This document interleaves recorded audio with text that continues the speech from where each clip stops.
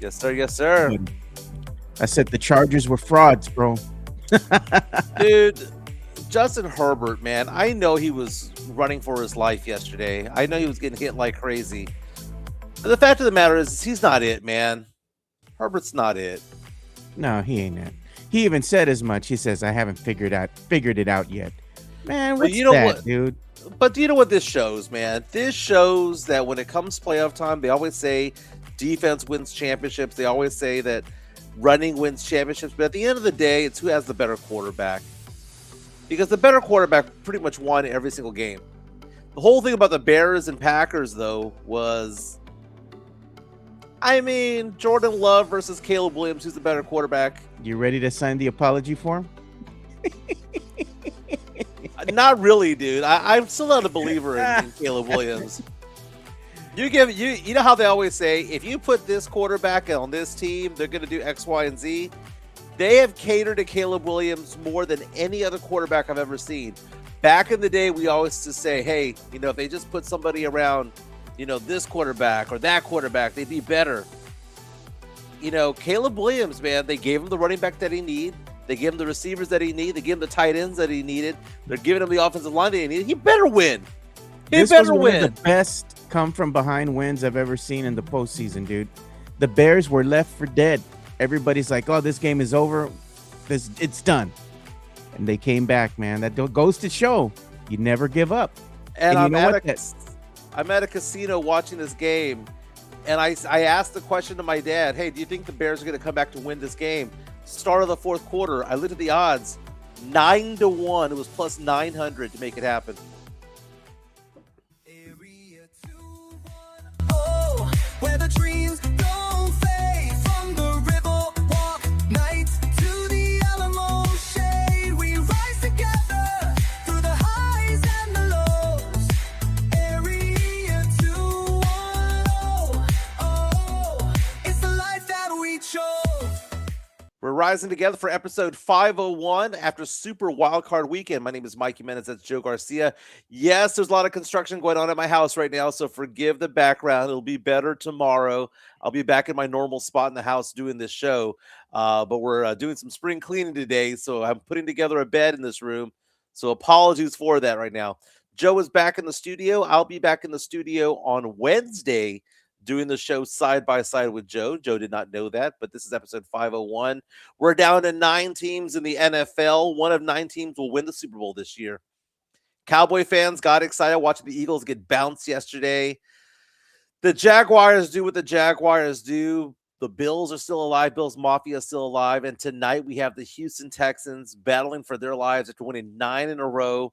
They've got Aaron Rodgers and the Pittsburgh Steelers tonight. Steelers won a miracle game last week against the Baltimore Ravens, right? Missed 44-yard field goal to win the game. Steelers advanced into the playoffs. They hosted because they won the division. Texans going into a cold stadium. We'll get into that. Speaking of cold, that's the best way to describe the Spurs backcourt right now because the trio of De'Aaron Fox, Dylan Harper, and Stephon Castle have been struggling. The Spurs blew a 19-point lead yesterday. At one point in the fourth quarter, Joe, ESPN Analytics had the Spurs with a 92% chance of winning, but the Spurs lose by a bucket. That lost by 106 to 105. Wemby missed a prayer down the stretch that would have won the game. Lots to get into. People are turning their backs on Dylan Harper, Joe. I'm seeing Spurs fans getting pissed off about the Dylan Harper pick, which I think is a little bit early. They're saying, hey, we had Con Knipple that we could have gotten. We had VJ Edgecombe, both of them balling out right now.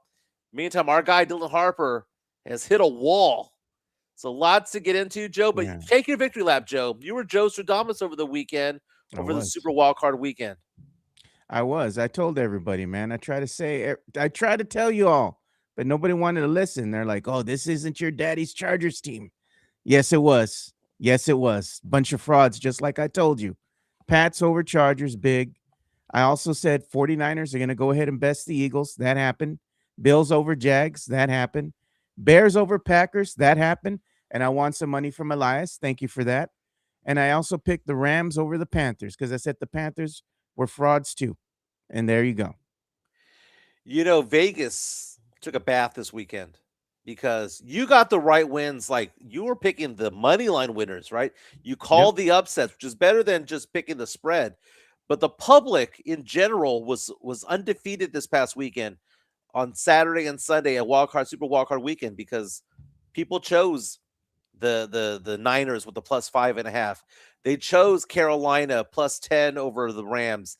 They chose the Bears +2. They chose the to give the spread against the Patriots. Patriots against the Chargers. Patriots favored by only 3.5 points, and they win by 13. The public knew what was going on this weekend, and Vegas took a bath when it came to it. Joe, I struggled because I happened to be in Louisiana over the weekend watching these games, and I know that the Rams are the better team over Carolina. But Joe, I had a +400 bet for $75 that the Carolina Panthers were going to win that game. When the Panthers went up with 2 minutes to go in the game, I tasted the money. It was like the movie The Town. I had a taste, and it got ripped away. You know why I got ripped away, Joe? The prevent defense needs to be outlawed in the NFL. The prevent defense prevents you from what? It prevents you from winning. And why they played a prevent defense to allow Matt Stafford to go across the field, I don't understand. But you know what? I think that game exposed the Rams a little bit, because a lot of people thought that the Rams coming in at 12-5 were one of the best teams in the NFC. I think they got exposed by Carolina. They got exposed by that team. Then you take a look at the Eagles, Joe. The Eagles, Super Bowl champion Eagles. I know Cowboy fans get excited, but come on. Cowboy fans can't celebrate crap. They haven't done anything since 96. Hey, but you're celebrating because this was a big loss for the Eagles, because it had implications for us Cowboy fans. Well, that was the Packers game that had implications for the Micah Parsons trade as well. But, but going back to the Eagles game against the Niners, one of the Cowboys rivals was going to win, right? And I had no faith in the Eagles this year, because the Eagles were just smoke and mirrors. They won because they were in a bad division, and they won games that they shouldn't have been winning, and then they would wet the bed other times. The Niners, though, are kind of an enigma, because the Niners had a wide receiver in the game yesterday that they called off the practice squad, and he was getting some run. A guy who hadn't caught a pass in 3 or 4 seasons was actually on the field getting quality minutes. But all they do is win. And they win, and they lost Kittles too. Yeah, Kittles went down with an injury. But all they do is win. And it's kind of bizarre. Bouncing around the NFL, the Bears exercising demons, coming back from a 21-3 deficit to beat the Green Bay Packers. Packers went up by 11 with like 6 minutes to go in the game. Yeah, I'm there watching the game at the casino, thinking to myself, "Oh, Bears are doing what the Bears do." But Caleb Williams gets that drive, pulls them in closer, gets them within a touchdown. They get the defensive stop that they need, and then the Bears have a wide open wide receiver down the sideline for the game-winning touchdown. And I think that Bear fans were shocked. I think they were shocked. And now the big question after the game is Matt LaFleur. What is his future with that team? Because Matt LaFleur has lost 5 of the last 6 playoff games for the Packers. That one win against the Cowboys, by the way. Yeah. Well, you know what was funny to me? Because on Friday, and even before then, you told me you don't trust in Caleb Williams. Caleb Williams and the Bears are going to be sent home. They got this one locked up. Yeah, this was it. I thought so. You know, this was it. This is what you told me. These are the lies you were telling the people. And what happened? The Bears came back and they won. Now, did the Bears come back, or did the Packers blow that game? The Bears came back, Mike. The Packers were just all over the Bears out of the gate. The Bears weren't making any adjustments in that first half. The tale of this game, it was the tale of 2 halves, because as bad as the Bears defense looked in that first half, man, they made adjustments in that second half, and that Bears defense looked a lot better in that second half. Defense wins championships, you said, or defense will win you the game.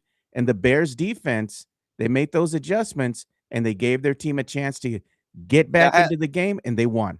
Had I told you that Jordan Love would go in to Chicago, throw 4 touchdowns, 0 interceptions, and 323 yards and lose that game, that wasn't on Jordan Love. That wasn't. Caleb Williams threw 50%. He had 48 pass attempts, was 24 for 48. He had 2 interceptions. Caleb Williams is basura. Let's call it what it is. He sucks. He's a better version of Tim Tebow, dude. I mean, just the accuracy is not there. But Caleb the Williams, Bears won. but you know what? But that doesn't mean he's a better quarterback. It doesn't mean he's a He better was in this game because he won. They won. You look at Matt LaFleur. Matt LaFleur not only has lost 5 out of the last 6 playoff games, and he might be, what's his name, Joe? At the end of the week, might be gone. But a team will snatch him up just no different than Harbaugh.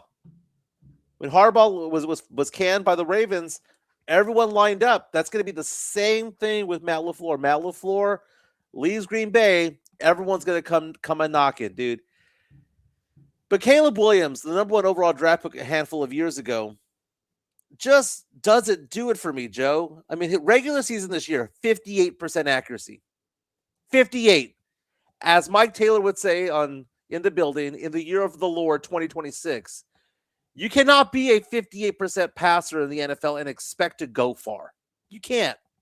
And he's not going to lead this team to playoff victories, multiple playoff victories, throwing 50%. Now, if you're throwing 70, 75% and giving this team an actual chance, how do you have that roster there with that running scheme, with those backs and those wideouts and quality tight ends, and throw 58% for the season?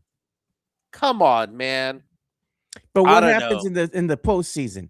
It's a new season, Mike. The records are 0-0. It's a new season, and he threw lower. He threw 50%. Still got regular the dub. season was 58. Regular season was 58. He got 50. He's not any good, man. They're winning despite him, not because of him. The Packers lost that game, Joe. What happens if the Bears beat the Rams? What happens if the Bears beat the Rams? Well, okay. So that's going to be an interesting game. By the way, our chat is up and running, powered by P.F. Chang's La Cantera. We're also sponsored by Hard Rock Cafe, and we'll talk about that as well and about some of the parties we'll be having out there. But can they beat the Rams? Panthers exposed the Rams, dude. They beat the Rams 4 weeks ago, and we're 30 seconds away from beating them a second time. So I'm not going to sit here and say the Rams are some superhuman team that can't be beat. Matt Stafford may very well be the MVP this year. I'm not going to say that there's some superhuman team. I would not be surprised if the Bears won. But that's the thing about the NFC, Joe. There's not one powerhouse team. If you say the Bears are going to go off and go to the Super Bowl, I'd believe you because there's no powerhouse team. Who's the powerhouse of the NFC? There is none. Who's the favorite in the NFC? There is none. My favorite team right now is the Pats. Y'all been sleeping on the Pats, and I try to tell everybody before the season started. That was my dark horse team, and they still here. Seahawks might be the only good team. They're the 1 seed coming out of this, right? I don't believe in the Seahawks, man. I think the winner of the San Francisco 49ers and the Seahawks, you got to watch out, man. This 49ers team is sneaky good. They just might get the dub over the Seahawks. The interesting game, the one that I've circled that I'm really going to watch, is the Bills and the Broncos. Now, the Broncos have a very good defense. They're a very good defense, and I think that's going to give the Bills fits. It's going to come back. I think it's going to come down to quarterback play and who's the better quarterback. Isn't that the thing in the NFL, in the playoffs, is that quarterback play? Why don't you believe in Seattle? Probably because you don't believe in Darnold. I don't believe in Darnold, but you know what? These damn 49ers, man, they just find ways to win, dude. Like this team is decimated. They got injuries, but they just keep winning. And Brock Purdy will not make a mistake, Joe. Brock Purdy isn't somebody who goes out there and slings away. The best thing that Brock Purdy does, throws the ball away, man. Yeah. Wasn't that the complaint that we make against certain players, that they try to have the play last too long? Yeah. Or they wait too long to hold on to the ball. Brock Purdy has an internal clock in him that is very, very, very elite. And he gets rid of the ball. He throws it away. He throws it into the dirt.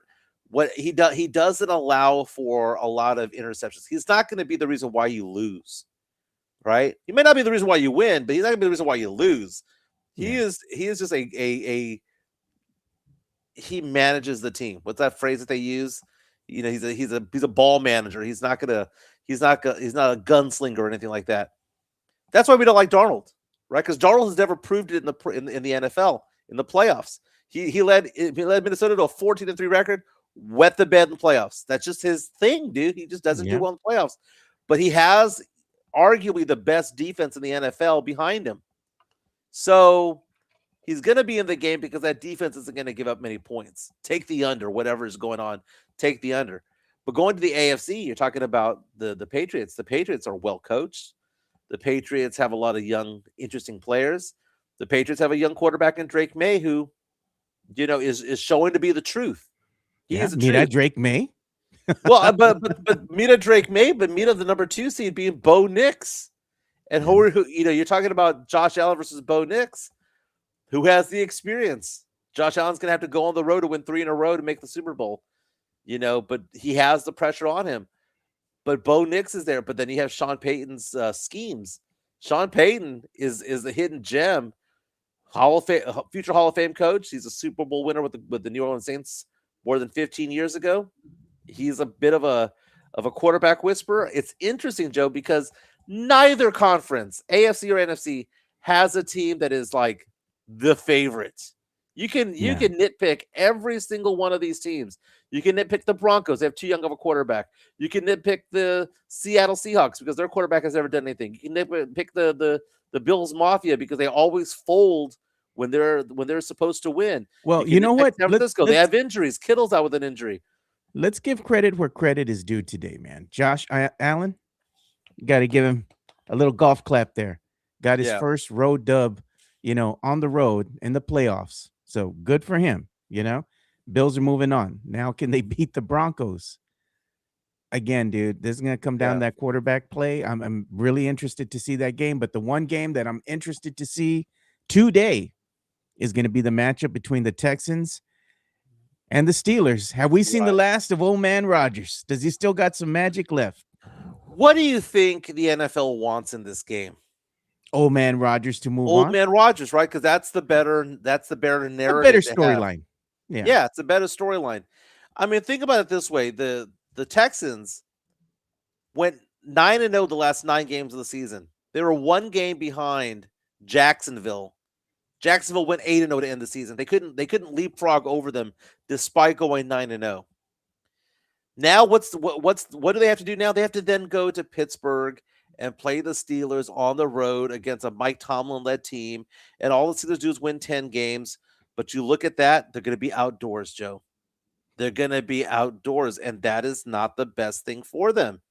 Houston favored by 3 points in tonight's game, a 7:15 kickoff. ESPN, though, has Houston with a 55% chance of winning according to their analytics. I mean, Joe, if you had to bet money on this game, Joe, where we're asking you because you're Joe Stradamus. Yeah. If you had to bet money on this game, who you got? This one's tough for me, because I would say just looking at it, I got the Texans easily going and beating the Steelers, because the Steelers, they're playing with injuries. You got a team that's not at full strength, but the X factor for the Steelers is old man Rodgers. And if he's still got something left in the tank, can he still be special, in this game? And I would say that maybe he can. But overall, looking at what evidence I have presented to me, Mike, I'm going to have to go with the Texans over the Steelers, man. I think it's going to be a very, very close game. And I got the Texans beating the Steelers by a field goal. The X factor in this game for me is the weather. And at kickoff is expected to be 34 degrees.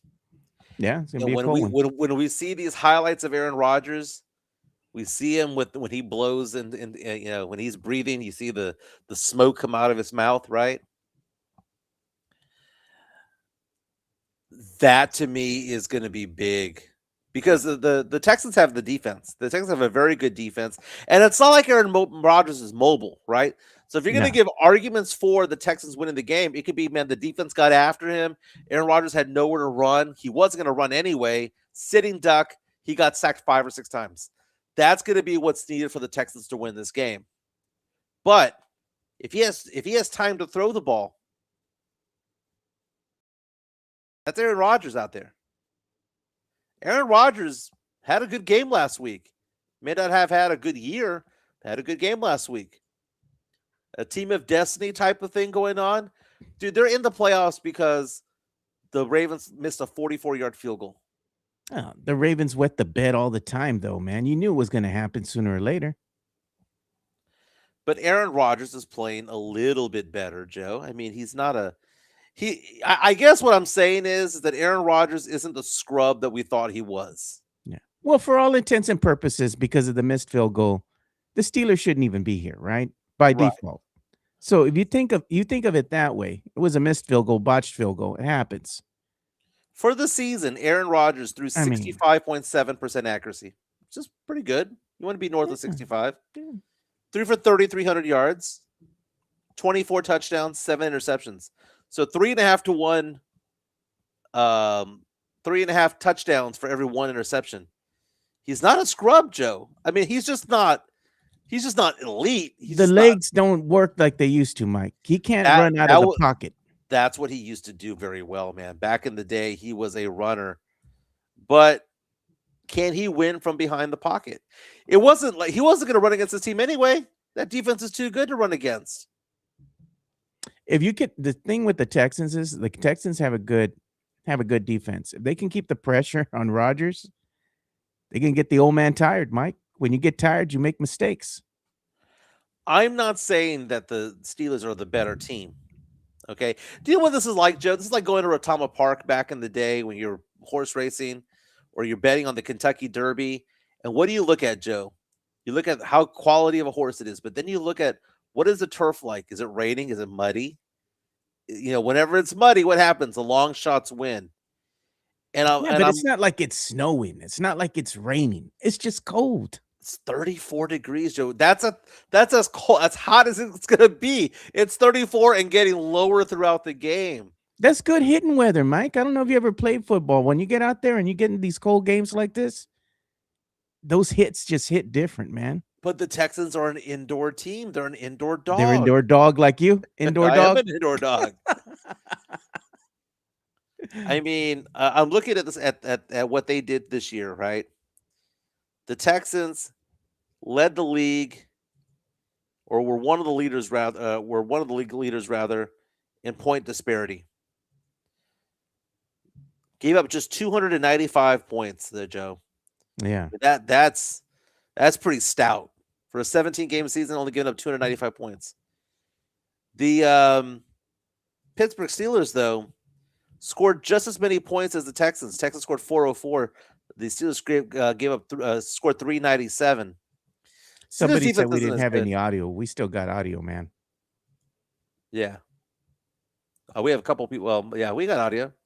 Audio is chopped. No, man. I think there might be something going on with the app that you're using or something, because I just pulled up the audio right now and it's fine. There's no issues there on our end. So let's go ahead and stay on our chat here, powered by PF Chang's La Cantera. Tony Anella says Rodgers was a scrub last season. Now he is decent now. Mikey Mendez says, I want to see one more discount double check, baby. Ooh. Alex Noriega from the Weather Channel says, weather in Pittsburgh tonight, clear skies, light winds, temp in the mid-30s, low impact.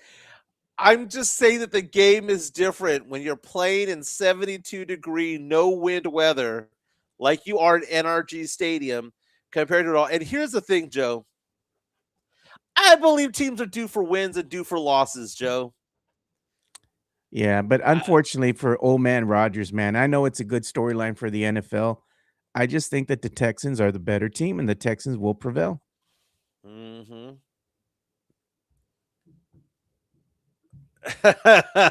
Tony says loves when Mike sounds like a Thea. They're gonna be outdoors, Joe. Go get the Vicks. Pon la Vicks. Okay, so I see this chart right here, Joe. There is not one Super Bowl combination here that excites me. I'm gonna watch, and don't be wrong. I mean, okay, so if I was to give you a combination that would excite me, it'd be the Buffalo Bills because the history behind them never winning it, Josh Allen, all that stuff. I would think the Bills versus the Bears would probably be the most riveting matchup there for the Super Bowl. The one that I would like the least would be the Rams against like the Steelers would be the worst Super Bowl matchup. I didn't want to say Texans because that'd be called a hater, Joe. You hate on the Texans. You don't like them. Well, I mean, even though you're in Conroe. Hey, man, what's wrong with Conroe? I'm just saying you're in Conroe. It's just a stone's throw away from Houston. Like, you should be behind. That should be your Sancha team. It's funny because my parents were here over the weekend, and I was showing them, like, we were driving around, and we got on I-45, and it's like three hours this way is San Antonio, 1 hour this way is Dallas, Houston rather, and 2 hours this way is Dallas. And she goes, "You're that close to all of them?" I'm like, "Yeah, I'm 2 hours from Lake Charles." So we drove out to Lake Charles, and what was funny is that they have the DraftKings Sportsbook there at Lake Charles, which is very nice, by the way. And I'm sitting there with my dad as we're watching the Bears-Packers game, and it's the third quarter is ending, and I'm showing him the chart there, the kiosk where all the bets that you can make for the fourth quarter. And I said, "Dad, did you know that if the Packers came back to win, it's plus 900, which means it's 9-1 odds?" The guy on the kiosk next to me goes, "Man, that sounds good." He goes, "I'm going to place a bet on that right now." And did I place a bet on it? No. But the young man next to me, wearing Lakers gear, says 9-1. He goes, "Do you know what he told me? It was great advice for a young man to say." He says, "This is the NFL. It always comes down to the end." And that was very, very smart for him to say, which, by the way, if you look at the spreads went the public's way. He got 9-1. I have no idea. He could have put $10 down for all I know. But still, he'll be that one guy today with his friends going, "I was plus 900 on this bet." Which, by the way, Chica was sitting when my parents were playing slots. This lady hit right next to them for $23,000. Jeez, man, that's some good money. That is some good money. But how much is that after taxes? How much of that do you give to Uncle Sam? Oh, I think it depends on the state. I bet you she went down with 14,000. Head of a fist says Conroe's a prison town. I've never even seen a prison over here. You're thinking about up north 35 miles. No, he ain't lying, Mike. He ain't lying, Mike. There's some there's some facilities over there. If you know, you know. I'm sure, but I've been around here for a year and I've never seen one. By the way, last night Chica and I were watching. We like watching. We say dead people. That's basically like true crime, right? And on Amazon, there's true crime that's like Texas stuff, right? And it was about Houston serial killers throughout the years, right? And it's like this serial killer killed 30 people, and this one did 7, and this one killed 9. And it's like all the story, and it's done by KTRK, the ABC station in Houston. Yeah. And I looked at Chica last night, and I was like, damn, how many serial killers are in this area? Because I don't know any serial killers from San Antonio. Has San Antonio ever had a prolific serial killer? I don't think so, dude. Like in modern times, maybe in the 1800s. But like, no, they had that one guy, that creep that was out there raping ladies out there in the medical center. Remember, he was running amok for a while. Yeah, but he wasn't killing people. No, he wasn't killing people, man. But he was out there wreaking havoc. Yeah. Hey, we saw this video, man. I don't know. Oh yeah, second quarter of the game. Share. Yeah, and then the coach. And the frustration mounts. Sirianni on, get off the field. And again, just a little colorful with this star wideout. They have a great relationship. It kind of makes a lot of that. You're okay. I think it's two great competitors, and in the heat of the moment, they know how much they care for one another.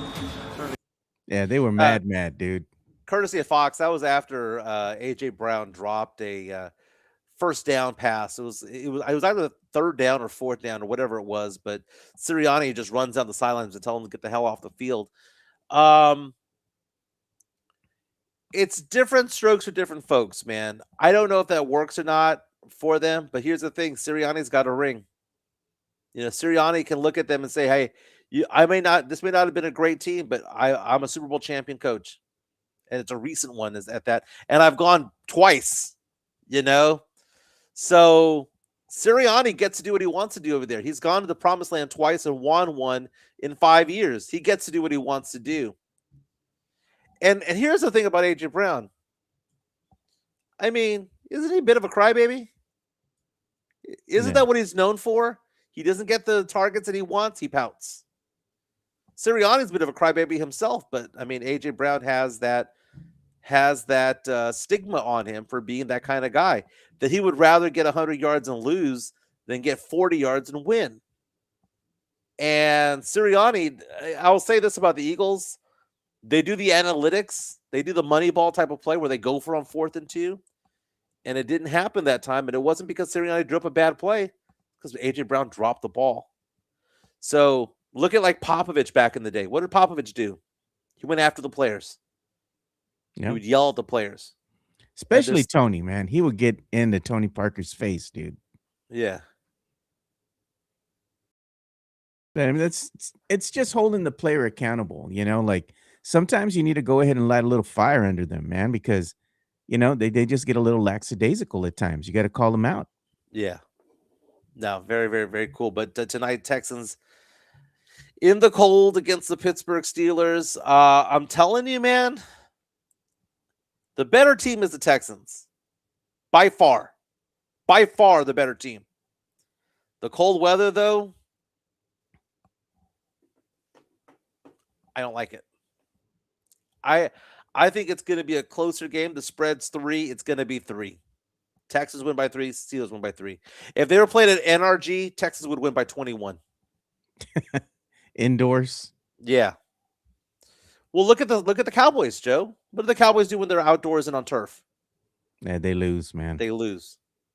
I'm just saying it's the same corollary with the Houston Texans, by the way. Our show is powered by P.F. Chang's La Cantera. Hard Rock Cafe, San Antonio, downtown Riverwalk has joined our friendly family over here. I was talking to a client of mine earlier today who's from Arkansas. And he was talking about how he wants to come to San Antonio, and then he comes to San Antonio every year to go visit his friends. And I'm like, oh, when do you do that? And he says, I do it every April because we get together to golf and we get together to watch the NFL draft. He legitimately asked me, Joe, do you know of any good NFL draft parties? And I was like, oh my God, oh my God, oh my God. As a matter of fact, I do. We're throwing an NFL draft party in April, an NBA draft party in June over at the Hard Rock Cafe. So we're excited about that. That's going to be part of the venture that we're doing with one of San Antonio's most iconic locations, iconic establishments on the downtown Riverwalk, where they're building a new bar upstairs, a new speakeasy, some high-end stuff, some classy stuff, right? Not the touristy stuff necessarily, but more of the higher-end martini bar type stuff, date night, wear nice shoes, don't wear jerseys, okay? Stuff like that type of thing. But Hard Rock Cafe is part of the Area 210 podcast, and we're glad to have them in. We'll have more details when it comes to all that, and we'll get more drink specials and all that when we're getting closer to it all. Hey, Joe, if you can show the flyer for our party on the 24th. We are 12 days away from an Area 210 podcast party. We're celebrating the 500th episode. We're 501 already. 500 was last Friday, but on the 24th, we're going to celebrate. Joe will be out there. Obviously, I'll be out there. This is going to be at Little Woodrow's on 1604 and Braun. Special guests will be out there. People that have been on the show, people that have you recognize will be out there. Again, the 500th episode party is going to be at Little Woodrow's on 1604 and Braun. Party starts at 6 p.m., but we'll rock and roll till everyone leaves. Yeah, we got some giveaways, that. Things to give out, and we've already solidified, the food that we're going to have out there, because we're going to have some food for everybody. We're going to take care of everybody. We got some food, and we got some drinks and stuff coming to people. Come out and support us and have a good time. That's all it's about, just us giving back, saying thank you for letting us get to 500 episodes. Be nice to see everybody here in the chat. Come out, have a drink, or if you don't drink alcohol, just have some soda, something. Get you something to drink. It's still going to be covered there. So have some nachos, have some wings, some cheese sticks. Oh, Joe, I had some really good Italian food yesterday. I'm still thinking about it now, man. There's nothing like a good cheese stick, man. Cheese sticks should be very basic and easy to make, but for some reason, a lot of restaurants get it wrong. Italian restaurant I went to yesterday called Gino's. Fantastic job. Did they have a wine list? Yes. Oh, thank God. Chica and I got over at HEB yesterday because they have like those. You want a free sample of wine type of Oh thing, yeah. and there we are getting a bottle because of the free sample. We got. Samson is reminding us that UFC 324 is the same night as our party, so I'm pretty sure that they're going to have Yeah, they're gonna have that it there. on there. And the beauty of it is, like you said, it's gonna be on Paramount. So this is gonna be the first showing of a USC event. So it's gonna be a good one, man. Everyone complains about Amazon and Paramount, but guess who does these things the best? And Peacock, guess who does it the best? Amazon, Peacock, and Paramount. Paramount. They do a fantastic job. Hey, we're gonna let's do the commercial for PF Chang's a little bit early because we have to get to some Spurs talk because the Yeah, Spurs we do. last night blew a 19-point lead, and now Spurs fans, some of them anyway, on Spurs Twitter are starting to turn their back on Dylan Harper. What's going on when it comes to that? Let's give some love to PF Chang's La Cantera. They power the chat. They do a fantastic job, and they've been with us for the last few months. Here's PF Chang's La Cantera. PF Chang's La Cantera, San Antonio's premier destination for dinner, date night, or happy hour. Enjoy one of their signature dishes, such as the Singapore street noodles, sesame chicken, or Chang's spicy chicken, or their infamous Chang's chicken lettuce wraps, which are delicious, by the way. You can enjoy all this while you're dining in an Asian-inspired atmosphere. And make sure to enjoy the new outdoor patio and try some of PF Chang's signature cocktails and drinks during happy hour, Monday through Friday from 3 to 6 p.m. PF Chang's La Cantera is a proud sponsor of the Area 210 podcast. That's right. And they still have their $8.99 specials when it comes to their specialty cocktails right now. $8.99 from open to close. Lychee Martini, the Jade Margarita, the Mule, the Long Island Iced Tea. Fantastic stuff out there. Go check it out. $8.99 cocktails. And they have good, as Joe likes to say, the lettuce wraps are delicious, by the way. No lies detected. That stuff is very good. Try the smoked old fashioned. Outstanding. You can go do pickup as well at the PF Chang's La Cantera. Specific parking there for pickups. You're not going to have to meander your way through the parking lot looking for parking. They have special parking spaces there for PF Chang customers who are there for pickup. So go give it a try. PF Chang's La Cantera. Thank you so much for sponsoring and powering our chat. So here's the thing, man. I'm looking at Dylan Harper's stats. Yeah. They're bad. Dylan Harper, the number 2 overall pick in the draft behind Cooper Flagg, is struggling, and he's struggling big time. And the Spurs lost yesterday by 106 to 105. They beat the Boston Celtics the day before, which was a good win, but then they played down to the competition and lose to the Timberwolves. They had a 19-point lead at one point, a double-digit lead going into the fourth quarter. Harrison Barnes knocked down a 3 to give the Spurs a lead with a minute to go in the game. De'Aaron Fox made a jumper to give the Spurs the lead again with about 30 seconds to go. This is how they lost. But the T-Wolves kept it going. This is how they lost. They let Ant. Courtesy of ESPN Sports Center. And so FanDuel. basically, they let Ant go right at Wemby one-on-one. Why in the world would you want Wemby guarding Ant? That make no sense to me at all. You would want Wemby out there in the paint, ready to get the rebound or to play defense, block a shot. Mm-hmm. He should have no business out there at the three-point line guarding Ant one-on-one. That's dumb. Off to Edwards. Off the Randall screen. Still 15 to shoot. Edwards against Wembanyama. Finds a seam. Puts it in off the glass for 2.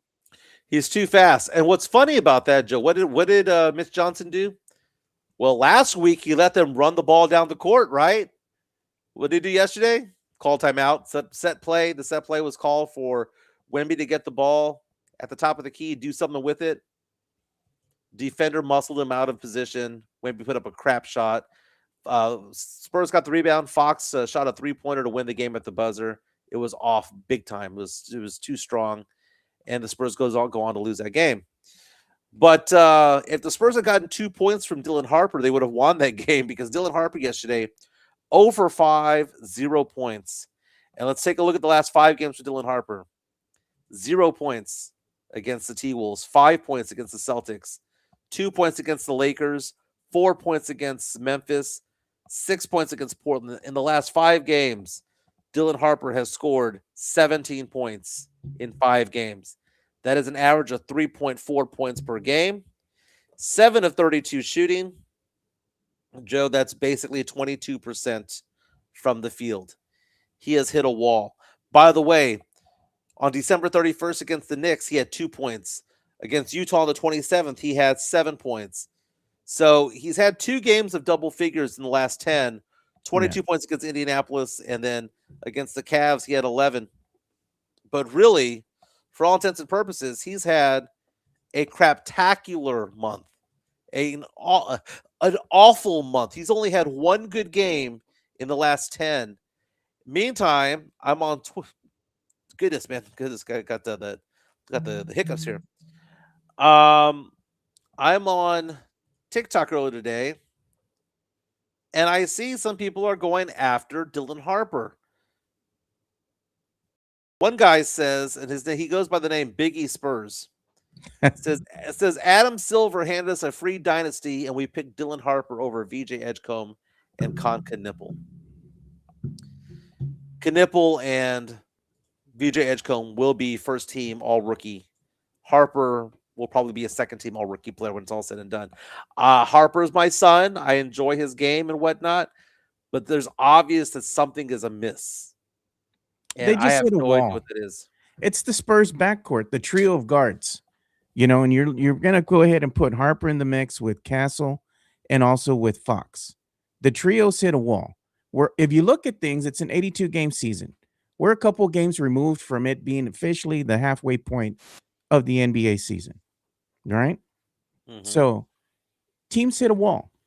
Teams kind of slump a little bit. The Spurs record since, let's say, the Emirates Cup has been 9-4. And somebody had put a stat out there that I want to show everyone. And it's what has happened with teams that play in that Emirates Cup since, the Emirates Cup has ended. And I'm going to show you this stat here. Okay.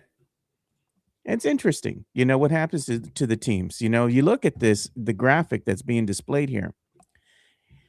And it says the Knicks, 10 games before the semifinal, they were 8-2. Since the Emirates Cup, they're 6-7. Spurs were 7-3. Since 9-4. Thunder were 10-0 before the Emirates Cup. After 8-5. Magic were 7-3. After 6-7. That's just a little stat, showing what's happened with the teams before and after the Emirates Cup. So they expended too much energy because they were playing playoff basketball essentially at that point. Is what I'm getting at. Well, I mean, it's not only Harper that's hit the wall. Castle's hit the wall too. Last 2 games, 5 of 27 shooting. Last 3 games, 1 of 10 from 3. You go on even further, 1 of 10 from 3. Right, last 3 games, he's 4 of 27. Let's see, what is it? Let's see. Let's count this. This is the last 10 games, Joe. 5. This last 10 games, Joe. Give me a second. 8, 10, 15, 18, 21, 24, 34. Joe, Castle's 5 of 34 from 3 the last 10 games. What do I say about the corollary between what they can do and what happens when it comes to she's out of my league? You can't go more than 2 points. He is 5 of 34. That's basically, my math says that's about 15.5, 16%. And who are we missing, Joe? It's Mr. weird. Glue. We're missing Devin Vassell because Devin Vassell is the 3-point shooter of this team. And And fans like to think. Mhm. Yeah. I'm looking at Devin Vassell's stats for the year. I mean, not Devin Vassell, Stephon Castle. Castle from 2 is a better player. Maybe it's because he's getting into the lane better or whatever the case may be. Last year, from 2-pointers, he was 50.1%. This year is 54.9, which, by the way, is bad. Okay? Because that includes dunks and layups. He's 54.9% from 2. From 3, he's gone from 28.5% last year to 25.9% this year. He cannot be trusted to shoot a 3. And this whole idea of he's going to develop a 3-point shot. No, he's not. You know why? He wasn't a three-point shooter in high school. He wasn't a three-point shooter in college. He ain't going to be a three-point shooter in the pros.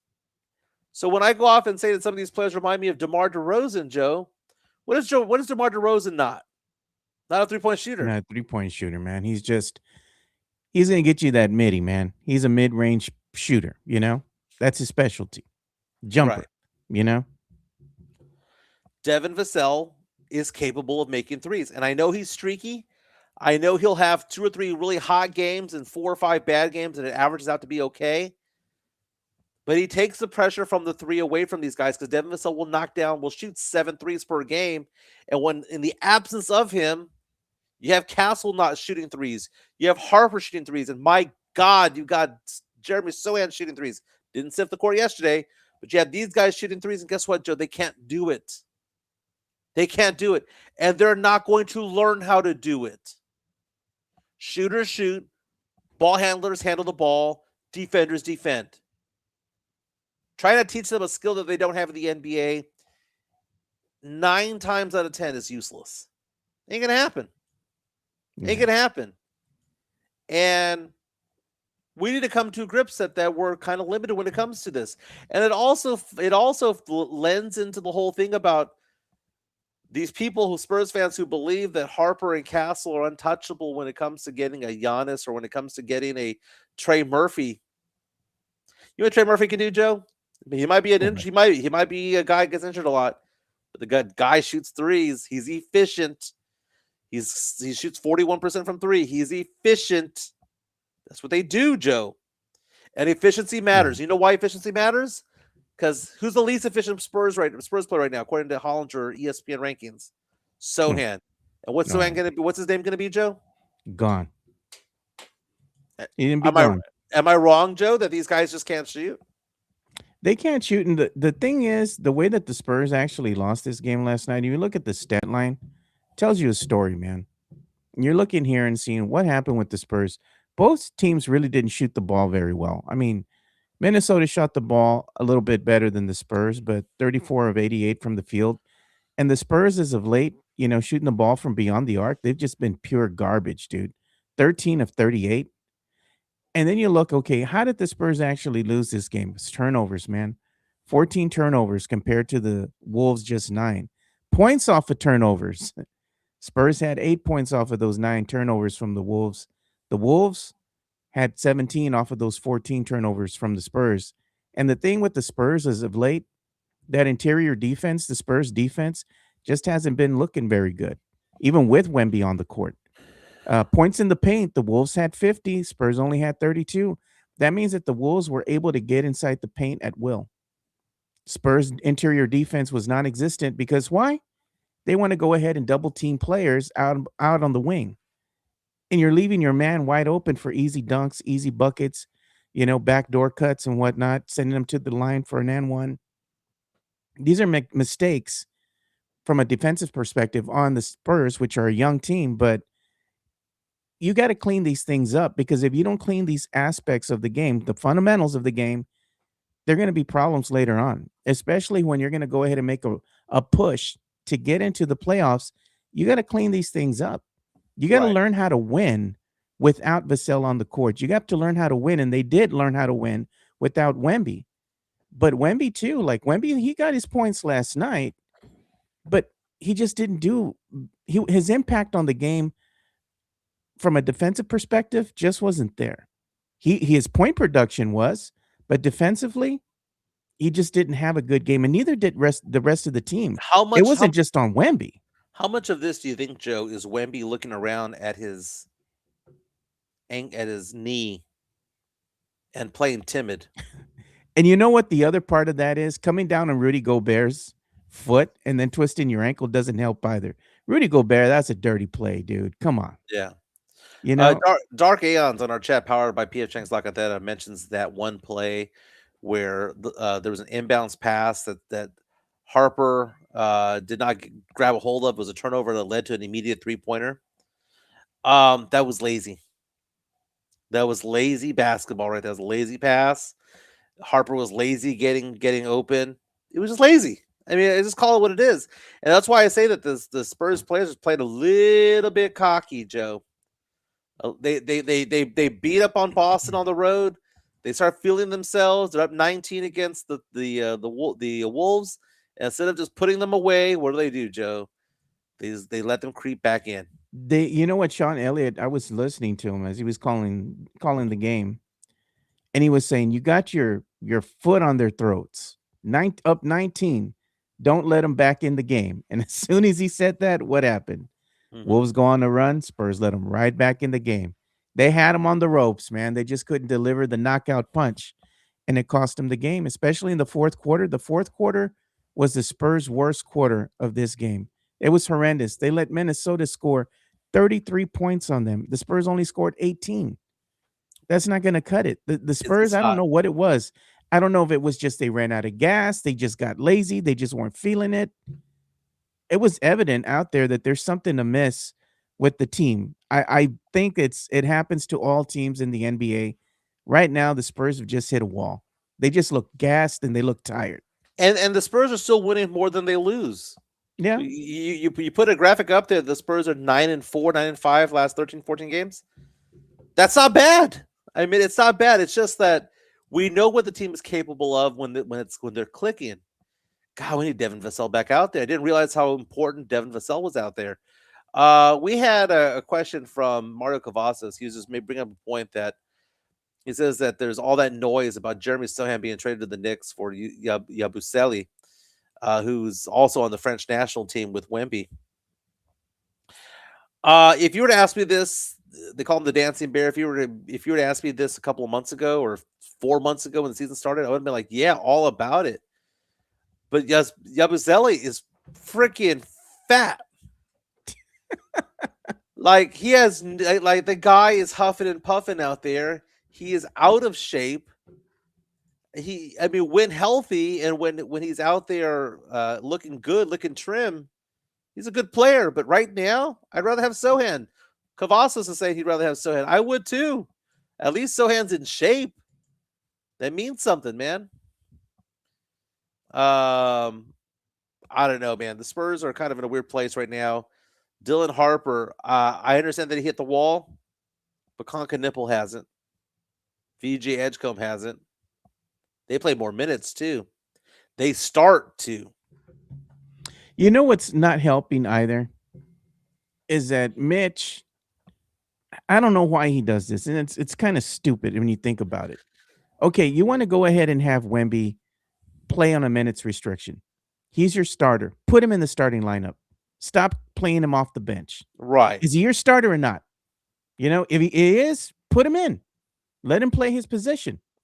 Don't bring him off the bench because then that messes with the chemistry. Put him in there and let him play. If you're going to play the dude, play him. Okay, he's on a minutes restriction. Fine. But just play him. He doesn't do that. I'm going to get him off the bench and I'm going to mess with the rotations. I'm going to be cute. And then you see things happening. Spurs hitting the wall. They're better with Wemby on the court. Yes. He brings something to the defensive end on the court. Yes. But he's not going to help your team as much when you play him a little bit. You play him here. You don't play him. Finally, they put him in the starting lineup, but it's just dumb. Like, if that's your starter, play him. Right. Don't have him come off the bench. The Spurs, man. And who do the Spurs play tomorrow? Oklahoma City. Yeah, that's gonna be an ass whooping right there, man. They're gonna get their revenge on the Spurs because the Spurs right now, they just don't look like the Spurs team that beat OKC 3 times in a row. This is not that same team. And unfortunately, I don't believe that San Antonio can go ahead and match up to the Oklahoma City Thunder with the current roster they have out there. If they don't have Vassell, I don't give them a chance. I know Vassell did travel with the team. He's been working out. He was doing 5-on-5. Maybe he's getting closer to a return. But again, they're going to go ahead and bring Vassell. They're going to put him in there. If he plays, minutes restriction. So I'm like, what are they going to do? Start him off the bench? Yeah, in our chat, Tony says, preach it, Joe. I think he's starting, but still on a minutes restriction. JHNSB says Spurs are getting whooped Tuesday. Absolutely whooped. That's the question. Do we have a timeline on when Vassell's going to be back? Vassell's injury, it's weird. It's like kind of like a day by day type of thing. Yeah. I'm going to see if there's an injury report out there today. Let's see here. Vassell's injury. The latest on that is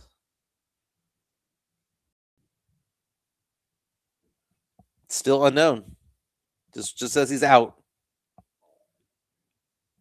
Just as out. I know that injury is worse than what we thought it is, but it's kind of crazy.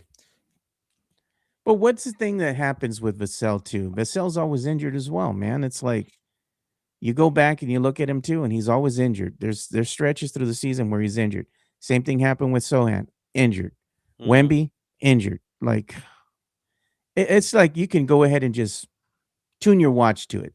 You know which players are going to be injured on the team. It happens every single year. You know, you just want your players to stay healthy because we have had a glimpse when the team is healthy, what they can look like. You know, we saw that against OKC. But now, because they're getting riddled with injury here and there, it messes with the flow of the team, messes with the team dynamic. And You they're know, just Mr. not looking like the same team. They hit a wall right now because they're missing some players. You know, they're missing some pieces. Hopefully All-Star Weekend clears that all up, man. I mean, I know they have the rodeo road trip, but hopefully it clears it all Yeah. up. Jeff Garcia from Locked On Spurs and Ken's 5 is posting that there is now a mural of Carter Bryant at the Rudy Seafood on the south side. Why? Okay. Can I tell you something, Joe? What? Stupid. All of these murals of Spurs players, not all of them, the vast majority of them are stupid, ole, ole, stupid. Joe, do they think it's going to come bring fans to that restaurant? Maybe it is. Like, okay, here's our G League legend, Carter Bryant, on the wall. Like, I understand a mural for Manu, for Parker, for Duncan, for Robinson. Even if you want to have one now for Wemby or Fox, maybe even a cutesy one for Cornette, right? Doing the Usain Bolt pose like that. That would be cool. That'd be great, dude. That'd be amazing. But you know what? Let's go ahead and put Carter Bryant out there. When we have a Carter Bryant mural, a Jeremy Sohan mural, a David Jones Garcia mural, we're scrapping bottom of the barrel when it comes to the murals. That's all I'm saying, dude. Like, come on, man. And here's the sad thing about it. It's actually very well done. Whoever the artist is did a fantastic job. No, it's Soup. I'm not the artist. What's that? The guy's name is Soup, the one that does all these spray paintings out there. It looks nice though. This is not about the mural itself, talent-wise. Talent-wise, it was done very well. Yeah, it looks good. What I am saying is it's the subject matter. The subject matter being, why is Carter Bryant, who's not even with the Spurs right now, I mean, he's bouncing back and forth between San Antonio and Austin. Why is he the subject of a mural? And look at what Jeff goes on to say. He was told the Sohan murals at Rudy's is coming down soon. Traded. Did the Spurs tell Rudy Seafood, hey, you want to take this brother's face off of there, man? He can be gone. They should just paint the wall black and then just put gone, number 10. I'd go take a picture with that right there. JHNSB, I'd be like, come on, man, let's go take a picture. Gone. Joe, okay, I saw a TikTok this morning, that said, it's this one girl who says the 3 reasons why I hate living in San Antonio. Oh, God. And number 1 was a Selena mural in San Antonio. What is she talking about? She was saying that there's a Selena mural in San Antonio that is god-awful, and I've never seen it. Have you ever seen it, Joe? I think they put it up because this stuff is like for the culture vultures.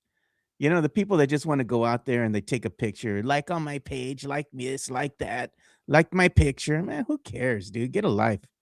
You know, they do this. This guy, Colton Valentine, I think is the name of the artist. And he just puts whatever's hot right now in the media. Let me go ahead and paint over the old mural. Let me paint a new one for the clicks, for the likes. Oh, my God. I saw what it looks like, Joe. Joe, it's awful. Where is it at, dude? Okay, and when I send it to you on the media share, Joe, it looks like they made Selena 100 pounds heavier.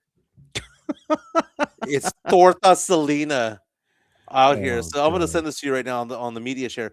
By the way, share the media share stuff real fast. Yeah, we'll go ahead and put that. I know we have something here too from the guys, San Antonio, the FTC de San Anto. They went ahead and put that they're working on the grounds right now. It looks like the grounds Nice. crew was up late, bright and early today, and they're transforming the field back to the beautiful the grass field that once was. So good on them. It's a good field, dude. It's a fun place to watch the All right, match. let's go ahead and take a look and see what But Miguelito sent us. right away, you're gonna have to pause it like Yeah, immediately. no, I see it. I see it. Let's see this thing, dude. Sam Selena says it's the artist envisioning what Selena would have looked like if she were alive today. Jeez. Oh my god. She chunkers. Torta Torta City. Selena. They got the reina, dude. That looks awful. Where's this at? It's on the south side someplace. Yeah, that doesn't look good, dude. So that girl goes on to say that the traffic on Alamo Ranch makes her hate San Antonio. And Oh yeah, dude. That traffic's horrible, dude. so she put on the comments there. She says, "Why do you hate living in San Antonio? Leave your comments on here." And some of the reactions were kind of funny, Joe. I won't get into it because I'm not going to be haterade on City of San Antonio. I'm not going to. But You know what we need? We need a Michael Jimenez mural, the one with that has you with the tecuache cut, the Marbach mop, the one that I Yeah. made. We should put that up somewhere. Can you imagine if that was a mural? What would Chica say, dude? Yeah. Yeah, dude. I mean, a mural of me being sneaky athletic. God. Tony says, Mike, that AI Titanic video you posted is funny. Yeah, I posted on Twitter today. There was an AI 1-minute clip of what would have happened with Jack and Rose from Titanic had they actually survived together and gotten married. It was Oh, bad. God. It was bad. All that would have happened was she would have had a miserable life, right? And the dude that was the rich guy would have just got another chick. That's what would have happened. He would have You know gotten what he would have gotten the necklace. She would have came to the assumption, you know what? Jack can't support me or my lifestyle. Because she was rich, man. She was used to the finer things in life. And she's meeting this guy that's over in, not even in like coach, he's in steerage, He's you know, out there with the peasants. He's Like, one no, step, man. he's one step above the people shoveling the coal into the Yeah, burners. out there sleeping with the rats. With and stuff. the rats, yeah. Yeah, no, man, that ain't it, dude. Jack is broke. No lies detected, dude. Golden Globes were yesterday, Joe. Do you care about the Golden Globes? The movie Not- Sinners was not a big winner yesterday because Not people at were all. saying that Sinners should be winning Oscars and whatnot. But it got shut out. For the Yeah, I most don't part. watch that, dude. You know what I was doing? I was busy over here watching the game, and I was watching the Spurs game, and I was actually working on some little project that I have here because I want to make stuff for the people that are going to come out to the party, right, on the 24th. Mhm. So I'm trying to go ahead and see if I can laser engrave some stuff on these card bottle openers. So they're bottle openers, and they're the size of a business card. You can put them in your wallet, but they're kind of thick, you know, so you can pop open a beer bottle, whatever you want. When you're out with your boys, you need a beer, you need to open a beer. Boom, there you go. So I'm trying to get that dialed in so I can give some stuff, you know, away that's nice, you know, that people are gonna want. So that's what I was doing. I knew the Golden Globes was on because I could hear the kids and whatnot watching it, but I'm like, nah, I'm all right. Yeah, Nikki Glazer was the host, and I think the remember back in the day, the host used to always be Billy Crystal, and then it Oh, turned yeah. and then it turned into like Conan O'Brien, and he had a good run, and Chappelle had a run there for a while, and then it got Chris Rock for many years, and then it got really bad. Robin Williams a long time ago, but there had been like a 4 or 5 year like stall of bad hosts. Because Jimmy Fallon Yeah. sucks at everything he does, dude. I can't stand Jimmy Fallon. But you have Who was Jimmy the Fallon. one that But they Nikki had to. Glaser did a good job. Was it on the Golden Globes or was it the Oscars? They had that Ricky Gervais that was coming at all the actors in bad taste, and it was kind of awkward because he was making fun of them, and they didn't think Yeah. it was funny. Yeah. I think they had him there for what, 2 years? They rolled him out, and then they said, "Nah, this ain't it, dude." Yeah, Gervais just didn't give a crap. You know, he just didn't give a crap about like the sponsors. He didn't give a crap about the feelings of the people that were there. Um, Award shows used to be good, man. I've been to an award show one time. I went to the Blockbuster, not the Blockbuster. Was it Blockbuster? I went. Yeah, it's the Blockbuster Music Awards? Yeah, I think that's what it was called. No, Was the it Blockbuster? You're talking about the MTV Music Awards? No, it was in Vegas. I want to say it was the Blockbuster Music Awards. Billboard Music Awards. That's what it was. I went to that in Vegas one year. That was pretty cool, dude. It was interesting seeing like a different performer go out there every 15 minutes. It's like, oh my god, I just saw Beyonce. I just saw, Keith Urban and CeeLo Green and One Republic and Maroon 5 and that Black Eyed Peas. I saw Black Eyed Peas for one song, right? They sang Boom Boom Pow and then they left, and then Pink went out there, and then Kesha went out there. It was like 2009 that I did this. Yeah. It sounds like what they used to do over here at that Nelson Wolf Stadium, over here on the, far west side here, San Antonio. Remember how they used to have these groups that used to come out, these bands, right? Whatever was hot, whatever was coming out on 96.1 or whatever. And they would have these, these performers come out. And it was hot, dude. They would have the people out there sweating, out there on the pavement and all that. And they would have the stage and they would have these guys come out. They would sing like 3 songs each and then leave. Yeah, they had 5 of them out there. Sam was saying Summer Jam. Yeah, that's what it was, dude. They would have them. They would come and sing a couple songs. People would wait all day for them, sweating out there, dude. It was hot in the middle of the summertime. And they're like, yeah, yeah, yeah. And they would come out, sing a couple songs, leave. Another guy would come out, gal come out, sing a couple songs and leave. But I mean, it was just okay, but it's not something that I would want to go to, and I think that's what this performance was that you were saying, like with these award shows, they just sing one song or they do like 3 of the most popular songs and kind of mash them up, nowadays. And then they're all right, let's get off the stage and move on. Well, Mario Cavazos is saying 1999 Summer Jam, right? Yeah. I'm going to look that up real fast. I'm going to see who was part of 1999 Summer Jam in San Antonio. That was way back then. Because when I think of Summer Jam or 1999, yeah, I think of the trip that my friends and I took to South Padre Island. It was South Padre 99, right? And let's see the 99 Summer Jam lineup. We didn't get the good one, did we? Nah, dude. They usually just got whatever, like it was kind of some of the people, the performers that would come up. I mean, they had some hit songs, they were well known. Because they were saying that the one that was in like Atlanta was badass. Trying to look. They're saying, yeah.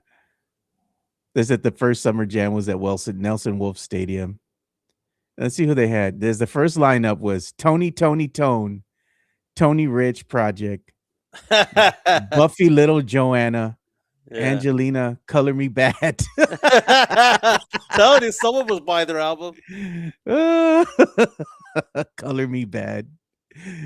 If I ever hear you do the Color Me Bad karaoke, dude, you got to do a little twirl. Dream on, dream away. I'm looking at concert archives from 1999 in Summer Jam 99 in San Antonio, Texas. Sunken Gardens, June 11, 1999. They had a concert with Poison, Rat, Great White, and LA Guns. Oh man. I'm telling you, they used to also in 99 in San Antonio was Metallica, not at Summer Jam, but like at the Dome. Yeah. Opening up for Metallica that year was Kid Rock, Creed, and Seven Dust. That was a hell of a show. Oh man. To see them all in their prime. So the musician who says that the worst concert experience he ever had was in San Antonio at Sunken Gardens was Rob Thomas from Matchbox 20. Oh, dude, the Sunken Garden was a terrible venue for artists to play in. I He mean, got it was booed off the so stage. He got booed off the stage, and he says that he still thinks about it, and that it was old. that the crowd was giving crap to No Doubt, and No Doubt was like on fire that year, and they were Yeah. giving him crap. Dude, Yeah. I talk about this. The funniest concert I ever went to was back in 96, 95, 96. I saw Boys to Men, which they did a fantastic job, by the way. Yeah. But opening up was Montel Jordan. Montel Jordan saying, "This is how we do it. Get it on tonight." Third song was "This is how we do it." Fourth song was another song, and fifth song was "This is how we do it." He sang 5 songs. This is how we did it. He sang it 3 times, man. 3 times in 5 songs. Out. And then the crowd was hyped every single time. And then Mary J. Blige was drunk off her ass on stage and was trash. And then later on, you find those interviews with her where she says that she was drunk in the 90s and that she Oh, was yeah. bad at concerts and whatnot. Yeah, but out of, music venues that you had here in San Antonio, I know people have fond memories of the Sunken Gardens, but it was a terrible venue, dude. It was like a bowl. It was hot. It was not good to be in. It was so old. It wasn't never meant to like be like a venue to house like premier bands, like good bands that you want to Yeah. listen to. I remember they had like Bush back in the day play at the Sunken Garden, Smashing Pumpkins played there, No Doubt was there. A slew of other bands, that used to come and play there. And the reason that they would use the Sunken Gardens is number one, it was cheap. It You know, was. it was cheap and they could get away with charging less for tickets because usually you're just standing around, but it just wasn't very good. This chat powered by Hard Rock Cafe San Antonio, one of our new sponsors. Again, new speakeasy, new bars going up at Hard Rock Cafe downtown. Fantastic place to go check out. Date night. It's iconic in San Antonio. You Turn it wanna on. see Talk what they're about. doing? Look Yeah, at what let's they're see it. doing right now. Let's see it. Because they're always doing something on the third level. So right now, this is what they're doing out there. They got it all ready, man, to go for Valentine's. So check that out. Oh, that's badass. That's what they got on the third level right now. Gotta go check that out, dude. It looks nice. I need to go out there and take some pictures, man. I might do that on my day off next time. I'll go Very to the cool. Hard Rock and go have some lunch or something. I think I'm gonna be off on Martin Luther King, the Martin Luther King holiday. Yeah, we're off on the Monday. So I might just pop in there, go have lunch, take some pics, go and support. Mhm. So if anybody's free that day, maybe you want to join me for some lunch. Very nice. Now I'm looking forward to the 24th, man. Our party over at Yeah. the Little Woodrow is going to be amazing. Everyone talking about free concerts, man. The best free concert I ever saw was at La Villita, Joe. La Villita. Right Okay. outside of La Villita, which is kind of like the caddy corner to the Henry B. Gonzalez Convention Center. It was off to the side. It was One Republic and All American Rejects. That was good. It was a good concert, dude. It was like 15 years ago, and All American Rejects was a thing. That song "Apologize" had just come out. It was a good time, man. It was a good time. And some people are talking about who they saw at the Sunken Gardens. Sunken Gardens was overrated. Look at the ticket price, though. Look at this. Black Bucket says, saw Rage Against the Machine at Sunken Garden. It was freaking awesome. Ticket price was $10. Now let me ask you this. Okay, Black Bucket's bringing up a very good point because if you're at Yeah. Sunken Gardens, correct me if I'm wrong, you're watching these concerts during the day, right? Like to me, a concert is 7 o'clock, 7:30, 8 o'clock. You have that concert go on there, right? I saw the Foo Fighters in New Orleans at Jazz Fest. The headliners go on at 4 o'clock in the afternoon. Yeah. It was weird. It was weird being in the sun watching these bands perform and they be done by 7. It Yeah. was weird. It was weird They're to be out. going back to your car and the sun's out, right? But I don't want to be like Vegas. And then you go to Vegas and you try to go see a rapper in Vegas and it says show starts at 10, but they don't go on until 3 a.m. That happened to my friends, man. They all went to this one concert. They wanted to go see some rapper perform. Guy didn't hit the stage till 3. They weren't out till Mhm. 5. Too old for that crap, man. You know what I did see when they first came out? Foo Fighters. Yeah. Remember with Dave Grohl on them, their first album that came Yeah. out? Color in the Shape. And I went to the Live Oak Civic Center because I remember listening to 99.5 Kiss, and they're like, tickets going on sale tomorrow, you know, if you want to see the Foo Fighters or whatever. So I stood in line, you know, at my local Ticketmaster outlet or whatever. And I was there with the, you know, other people as well. So I got some seats. Not seats, but you stood up at that time, general admission. That place was horrible, dude. It was so stinking hot in that Civic Center. Mhm. And I remember Dave Grohl, he got on stage and he's like, I know it's hot, man. We're all hot right now. He's like, we're just sweating. If you feel like you're going to pass out, please go to the side, you know, so you can pass out there at the wall. He goes, that way they can get to you. Because if you pass out in the crowd, it's hard for them to get to you. You know, Yeah. they kind of like drag you out. And you saw people, man, they were just passing out because it was so hot, dude. And they had the doors open and everything to try to let some air in, but everybody was just packed into that venue. It was awful, but the band was good. The venue was horrible. And then the other place I remember watching some bands play, I know other people remember seeing some of these great bands come out here, was going to be the Joe and Harry Freeman Coliseum. I was gonna say the exact same thing, man. That place was a shithole, Mike. I'll excuse the language, but it was not good. The acoustics were really good in that place, man. That sideways silo. I was just like, oh my God. I remember seeing the Smashing Pumpkins play there, and when they came with the Melancholy and Infinite Sadness tour, they pulled in there, you know. Here we go, Joe and Harry Freeman Coliseum. Their opening act was garbage. You know, Shirley Manson, she got out on stage, dude. She was so drunk, she sounded horrible. She couldn't even get through, like, I think it was like maybe one and a half songs. The crowd was just booing her. They were throwing bottles at her, water bottles and whatnot. She got so mad, she flicked the crowd off, said, F you, San Antonio, and they all walked off the stage and everybody was clapping. It was just horrible, man. I don't even know why they wheeled her out there. I mean, she was drunk, dude. The Pumpkins came out and did amazing. They performed, their performance was outstanding. You know, I really enjoyed that one. The venue is all right. It was all right, but I mean, it's the Joe and Harry Freeman Coliseum. It's like, it's just a dome. Joe, I'm reading about the Joe and Harry Freeman Coliseum, the history behind it. Yeah. Famous performers include Elvis Presley, James Brown. In 1964, the Rolling Stones were booed off the stage. The Beach Boys, Destiny's Child with Beyonce performed there. I saw Stone Temple Pilots perform there with local H. You know, you had the grunge era type bands, as you mentioned.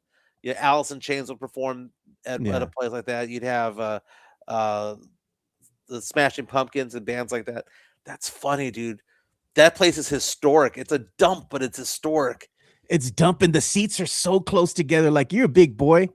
It's hard for you to sit next to another big boy. Y'all be doing like the Last Supper pose, you know? Yeah. Y'all like this trying to watch the venue, because I'm like, come on, man. Elias saying the Aztec Theater is dope. I've only been there once. I want to go see another act there. We had a comment earlier, Joy-Con, saying that he saw Coolio in Corpus for Buck Days. Buck Days is fun, Coolio. man. Elias asking me, did I ever make it out to the Warped Tour? I went to the Warped Tour once, but I went there working. I was in the media. So I was young. I was like in my early 20s. Do you know that Coolio song? Fantastic Voyage? Come along and ride on that fantastic slide, slippery slide. I got that song for you now, Mike. It's going to be your next one on karaoke night. That's yeah, Ozfest. It used to be a thing too. They used to have that on the grounds of what was it, that rock fest they used to have here on the grounds of the Frost Center. Yeah. You remember they used to do that they did that a couple years, and then they're like, nah, we're pulling the plug on it. My favorite is when you see these rockers come out there that have been around forever and are still trying to dress the age, like AC/DC still rocking the outfits from back in the day. I was at the Golden Nugget in Lake Charles this weekend, and they're excited because next week Lita Ford is going to be there. Yeah. 67-year-old Lita Ford with Dee Snider, formerly of Twisted Sister. There's got to be an age at which you got to stop watching these bands, right? I mean, Oh man. like I tried watching the Stones when they were in their 70s. I flew all the way to Vegas for a Rolling Stones concert just to find out that they canceled it the day of, right? Which was awful because there was 20,000 people there wanted to watch that.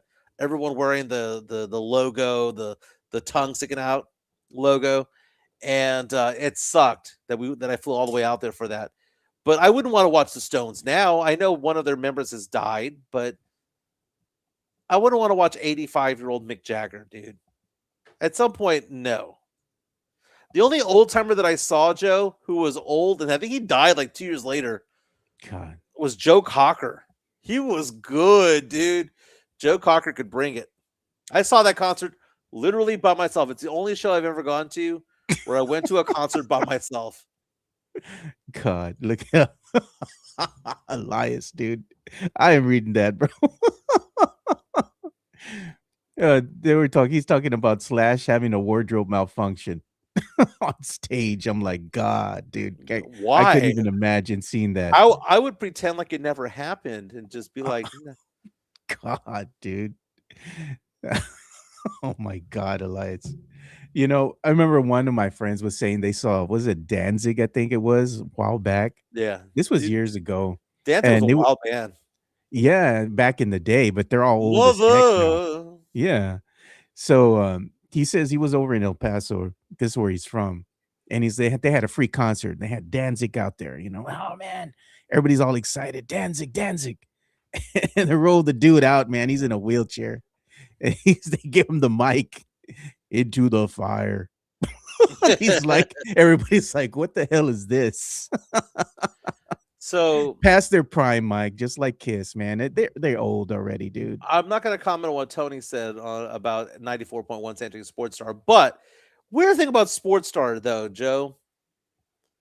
Do you ever have a dream, like the same dream over and over and over again? I don't know if I want to bring it up. Okay, you had the same dream over and over But again. I've had a dream like 6 times that a member of San Antonio Sports Star has died. God, dude. And I wake up freaking out about it all like it happened. And then I go on their Facebook page to see if they're still alive. And they're like, they still are. They posted the night before. But why have I had the same dream about the same person dying 6 times? I don't know, Mike. You might want to go tell him something. I don't want to be Joe Stradamus about this.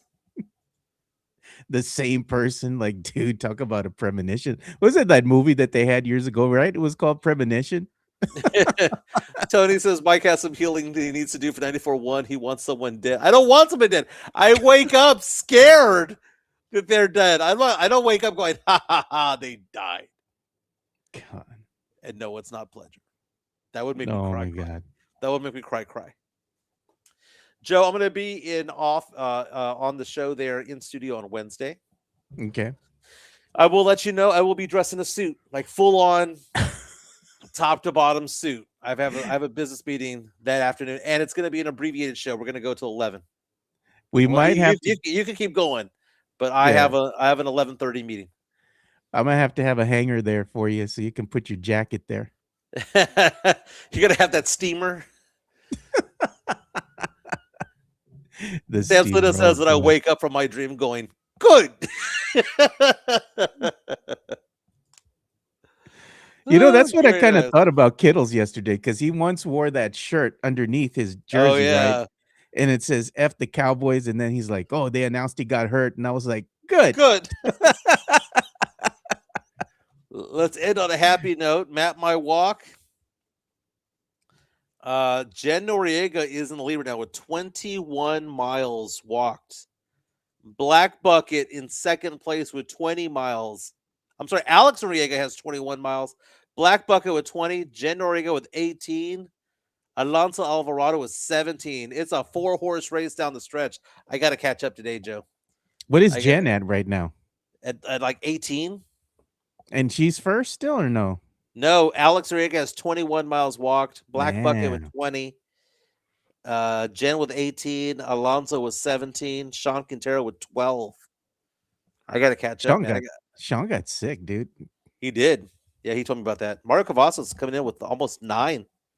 Very nice. Gabby. My Gabby girl was 6. Yeah. Gabby's getting in the mix there. Mm-hmm. And there you go. Very, very nice. Everyone, my MJ in the suit is the most awkward thing. Baby, I am a professional. You understand? I do this show and then I put on nice clothes because whenever I talk to clients on Zoom, I have to be dressed up. Very, very nice. Now, everyone have a fantastic day. Texans take on the Steelers tonight. I'm gonna pick Joe.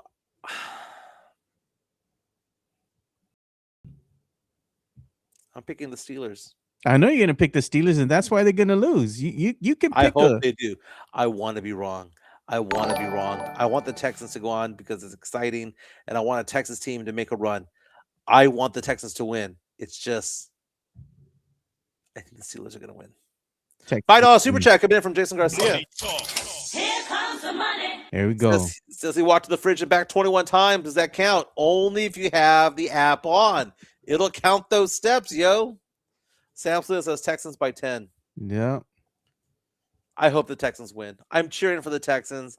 I want to be so wrong. I want to be so wrong. I want you all to clown on me for them beating the Steelers 30-3. I want that. It's just I don't see that. I don't.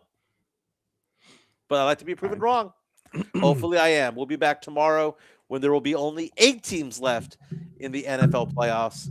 This is the Area 2-0 podcast powered by PHX La Cantera and Hard Rock Cafe. Joe, thank you again for being the badass host that you are.